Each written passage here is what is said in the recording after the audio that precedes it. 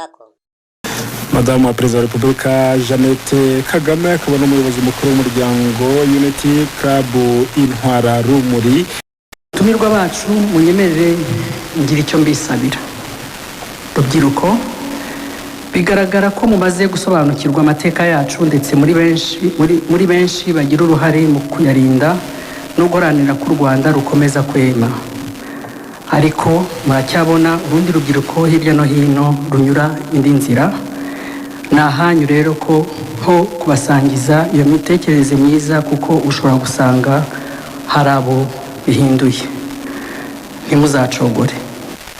Tuzi twese imitekerereze n'imikorere twumva mu bihugu duturanye ihembera ivangura n'amacakubiri. Nyuma y'ibi byose hamwe n'ibindi namwe mwiyumvira mu makuru hirya no hino, ni iki tutabonye, n'irihe somo tutize byatuma twirara. Murabizi ko hashyizweho uburyo budufasha gukomeza kwigisha ubumwe bwacu, aho twavuga Minisiteri y'Ubumwe n'Inshingano Mboneragihugu, Itorero ry'Igihugu n'ibindi. Mu itorero niho abato bigira ndetse bakamenya amateka, indangagaciro na kirazira by'umuco nyarwanda n'imyifatire ikwiye, bakanabikuramo ishyaka ryo gukunda igihugu no kukirinda, ubwitange no kwimakaza ubumwe bw'Abanyarwanda. Dukwiye kandi kwigisha amasomo yihariye ku mateka haba mu itorero ariko no muri gahunda y'amashuri mato n'ayisumbuye, mu madini n'amatorero, kugira ngo dufashe abato kumva neza uko u Rwanda rwahoze, uko rwiyubatse, aho tugeze twibaka, n'icyo basabwa gukora kugira ngo tugere kuri rwa Rwanda twifuza. Ku bayobozi b'amadini n'amatorero,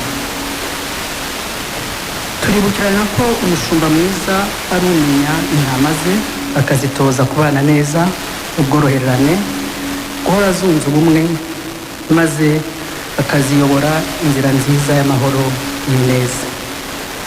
Ariko birababaje kubona mu mateka y'igihugu cyacu hari bamwe mu bashumba batatiye icyo gihango bagatererana izo baragijwe.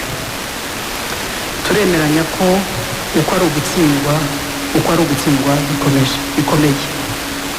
Uyu munsi tukaba dufite zimwe mu zahoze ari insengero zahindutse n'inzibutso za Jenoside.